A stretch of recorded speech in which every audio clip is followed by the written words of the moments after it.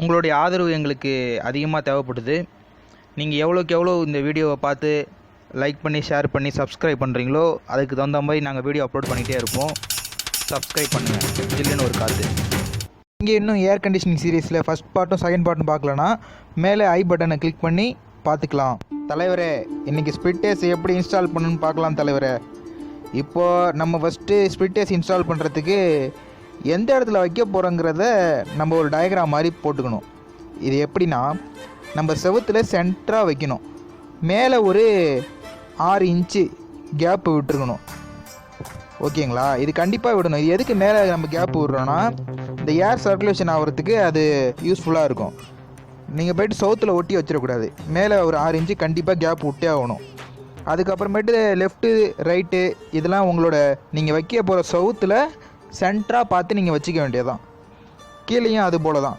நீங்கள் கண்டிப்பாக பார்க்க வேண்டியது டாப்பில் 6 இன்ச்சு கேப்பு கண்டிப்பாக இருக்கணும். அடுத்தது அவுட்டோர் யூனிட் தலைவா. அவுட்டோர் யூனிட் பார்த்தீங்கன்னா, நம்ம ஸ்டாண்டில் வச்சா ஒன்றும் பிரச்சனை கிடையாது. இப்போ நம்ம செவுத்தில் வைக்கும் போது, ஒரு இடத்துல வைக்கும் போது நம்ம செவுத்தை ஒட்டி வச்சிடக்கூடாது தலைவா. செவுத்தில் ஒரு 12 இன்ச்சு கேப் இருக்கணும். அப்புறமேட்டு அதில் ஃபேன் ஒன்று இருக்குது பார்த்தீங்களா, அந்த ஃபேனுக்கு காற்றோட்டம் வர மாதிரி ஒரு 78 இன்ச்சு கேப் இருக்கணும். நீங்கள் பாட்டு எதாவது அடைச்ச இடத்துல வச்சிடக்கூடாது. ஃப்ரீயாக இருக்கணும். ஏன்னா அது காற்றோட்டம் ஆகணும்ல. அதனால் நீங்கள் வந்துட்டு கேப்பு, அந்த ஃபேன் சைடு வந்துட்டு 78 இன்ச்சு கேப்பு கன்ஃபார்ம்டாக இருக்கணும். இப்போ நீங்கள் பார்க்குறது தான் இன்டோர் யூனிட் ஃபிட் பண்ணுறதுக்கான பேனட்டு. இந்த கவர் மூலயமா தான் ஃபஸ்ட்டு ஃபிக்ஸ் பண்ணி நம்ம இன்டோர் யூனிட்டை எடுத்து மாட்ட போகிறோம். இதில் வந்துட்டு ஒரு 4 ஹோல் இருக்கும். அதில் நீங்கள் மார்க் பண்ணிக்கணும். ஃபஸ்ட்டு பென்சிலால் மார்க் பண்ணிவிட்டு அதுக்கப்புறம் ட்ரில் பண்ணிக்கலாம். இப்போ இதை எப்படி ஃபிக்ஸ் பண்ணணுன்னா, லைட்டாக ரைட் சைடு, அதாவது ஒரு 1 centimetre right side flow, water ஃப்ளோவுக்காக ரைட் சைடு கொஞ்சம் இறக்கி மார்க் பண்ணணும். இது வந்துட்டு ஃபிட் லெவலில் வச்சு இந்த வேலையை முடிக்கலாம். மேலே ஃபிட் லெவலில் வச்சுட்டு ரைட் சைடு ஒரு 1 சென்டிமீட்டர் லைட்டாக கீழே இறக்கிட்டு நம்ம இதை மார்க் பண்ணிடணும். அடுத்து நம்ம அந்த 4 ஹோல்லையும் ஸ்க்ரூவை போட்டு ட்ரில் பண்ணிவிட்டு அடித்து விட்டுற வேண்டியதான். ஓகேங்களா? இப்போ ரைட் சைடு நம்ம எதுக்கு லைட்டாக 1 சென்டிமீட்டர் இறக்கமாக அந்த பேனட்டை வச்சோன்னா, நம்மளோட வாட்டர் லெவல் வந்துட்டு ஃப்ளோவாக கீழே வெளில போகிறதுக்காக அந்த மாதிரி வைக்கிறோம். இப்போ 4 இடத்துலையும் ஸ்க்ரூவை போட்டுட்டு அடுத்த கட்ட நடவடிக்கை நம்ம என்ன பண்ண போகிறோன்னா, இப்போது நம்ம ட்ரில்லிங் பண்ண போகிறோம். இப்போ நம்ம அந்த பேனட்டோட ரைட் சைடில் ஒரு 2 இன்ச்சு கேப்பு விட்டு நம்ம அதுக்குன்னு பிரத்யேகமாக உள்ள பிட்டு, கோரல் பிட்டுன்னு இருக்குது, அந்த பிட்டை போட்டு நம்ம ஹோல் பண்ணிக்கலாம். நம்ம இந்த ஹோல் எதுக்கு போடுறோன்னா, நம்ம இப்போது இன்டோர் யூனிட்டில் அந்த மடங்கி இருக்கும் காப்பர் டியூப்பு, இதை மடங்கியிருக்கோம். நம்ம நேராக நிமித்திக்கணும். நேராக நிமித்திட்டு இந்த காப்பர் டியூப்பு தான் அந்த ஹோலில் விட போகிறோம். அவுட் சைடுக்கு நம்ம அவுட்டோர் யூனிட் ஃபிட் பண்ணுறதுக்கு. ஃபஸ்ட்டு அதை சிசரால் கட் பண்ணிட்டு அது மேலே இருக்க கவரை கட் பண்ணிவிட்டு நம்ம வேலையை தொடங்கலாம். இப்போ கொஞ்சம் சின்சியராக கவனிக்க வேண்டிய நேரம் வந்துருச்சு.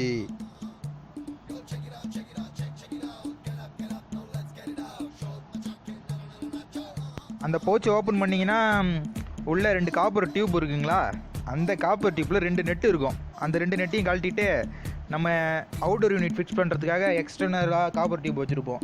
அதை நம்ம அதில் ஃப்ளாரிங் பண்ணிக்க வேண்டியதான். ஃப்ளாரிங் பண்ணி நெட்டை போட்டு 2த்தையும் முடிக்கிறோம். ஓகேங்களா? 2த்தையும் முடிக்கிட்டு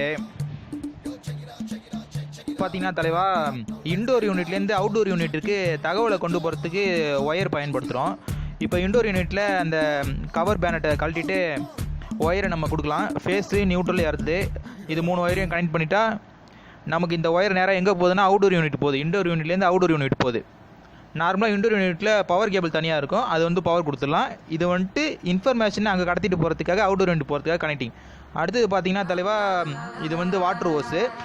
நம்ம எக்ஸ்டர்னலாக வாட்ரு ஓஸ் தேவைப்பட்டுச்சுன்னா எக்ஸ்டர்னலாக நம்ம டேப் போட்டு சுற்றிக்கலாம் தலைவா. டேப் போட்டு சுற்றிக்கிட்டு நம்ம இப்போ என்ன பண்ண போகிறோன்னா, நம்ம வச்சிருக்கிற 2 காப்பர் டியூப் ப்ளஸ் ஒயர், அதுக்கப்புறமேட்டு நம்ம இது வாட்ரு ஓஸ், இது எல்லாத்தையும் எப்படி நம்ம பேக் பண்ணணும்னா இன்சுலேட்டர் டேப் மூலிமா சுற்றலாம். இப்போ இது எந்த வரிசையில் ஆர்டரில் வச்சு சுற்றணுன்னு ஒரு விதிமுறை இருக்குது தலைவா. இப்போ வந்துட்டு கீழே வந்துட்டு வாட்ரு ஓஸை வைக்கணும். அதுக்கு மேலே 2 காப்பர் டியூப்பு, அதுக்கு மேலே ஒயரு. இந்த பொசிஷனில் வச்சு நம்ம இன்சுலேட்டர் டேப் போட்டு சுற்றிக்கலாம். இன்சுலேட்டர் போட்டு நல்லா ஃபுல்லாக எல்லாத்துக்கும் சுற்றிடணும் தலைவா. அடுத்து இப்போது நம்ம செட் பண்ணி வச்சுருக்க அந்த இன்டோர் யூனிட்டை மேலே நம்ம பேனட்டை ஆல்ரெடி அடித்து வச்சுருக்கோம். அதுக்கப்புறமேட்டு இப்போது அந்த ஓஸை எடுத்துகிட்டு அந்த ஹோல் நம்ம போட்டோம் பார்த்தீங்களா, பெரிய ஹோலு, அதில் நம்ம இந்த பைப்பை வந்துட்டு உள்ளே போட வேண்டியதுதான். உள்ளே அழகாக பெண்டாச்சுன்னா அவ்வளோதான், உடஞ்சி போயிடும் காப்பர் டியூப்பு. அழகாக பெண்டாகாமல் உள்ளே ஹோலில் விட்டுடணும். ஹோலில் விட்டு இந்த இன்டோர் யூனிட்டை அந்த பேனட்டில் எப்படி மாட்டுறதுன்னா, ஃபஸ்ட்டு மேலே 2 கிளிப்பு இருக்கும் தலைவா. மேலே பார்த்தீங்கன்னா 2 கிளிப் இருக்கும். மேலே ஃபஸ்ட்டு மாட்டிட்டு கொக்கி மாதிரி இருக்கும், அதை மாட்டிட்டு அதுக்கப்புறமேட்டு கீழே வச்சு ஒரு அழுத்தினீங்கன்னா ஃபிட் ஆகிடும். இது வந்து அவுடோர் யூனிட் தலைவா. அவுடோர் யூனிட்டோட வால்வு ஒன்று வந்துட்டு சக்ஷன் லைனு, இன்னொன்று வந்து டிஸ்சார்ஜ் லைனு. இப்போ பார்த்தீங்கன்னா சக்ஷன் லைனுங்கிறது வந்துட்டு பெரிய ஓஸ் இருக்குது பாருங்கள், அதான் சக்ஷன் லைன். டிஸ்சார்ஜ் லைன்னா சின்ன ஓஸ் இருக்குது பாருங்கள், அதுதான். இப்போ இது ரெண்டுத்துக்கும் என்ன வித்தியாசம்னா, சக்ஷன் லைன்லேருந்து காற்றை இழுத்து டிஸ்சார்ஜ் லைன் வழியாட்டி விடும் கம்ப்ரஸர், ஓகேங்களா.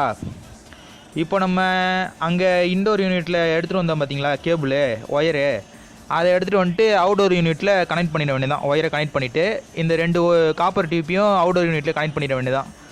Very simple. நம்ம அடுத்த ஸ்டெப்பு என்னன்னா வந்துட்டு நம்ம கேஸை ஓப்பன் பண்ணி விட்டுற வேண்டியதான்.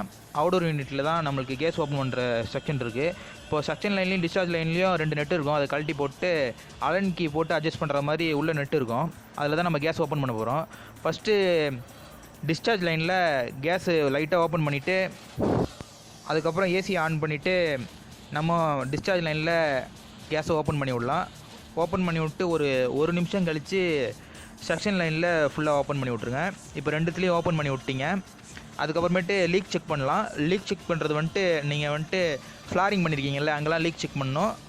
ஒரு சோப்பு நிறைய எடுத்துகிட்டு பஞ்சை வச்சுட்டு அந்த கேப்லலாம் நீங்கள் கேஸ் லீக் ஆகுதா அப்படின்னு செக் பண்ணி பார்த்துட்டு இத்துடன் இந்த ப்ரோக்ராமே முடிஞ்சு போச்சு. அவ்வளோதான், நீங்கள் ஏசி இன்ஸ்டால் பண்ணிட்டீங்க வெற்றிகரமாக. நீங்கள் இதுபோல் லென்த்தான வீடியோ வேணுமா இல்லை ஷார்ட்டாக வேணுமான்னு கமெண்ட் செக்ஷனில் கமெண்ட் பண்ணுங்கள். மறக்காமல் ஜில்லுன்னு ஒரு காத்துக்கு சப்ஸ்கிரைப் பண்ணி உங்கள் ஆதரவு அதிகமாக கொடுத்தா தான் எங்களோட வீடியோவை நாங்கள் பதிவிட முடியும்னு இந்த இடத்துல தெரிவிச்சுக்கிறேன்.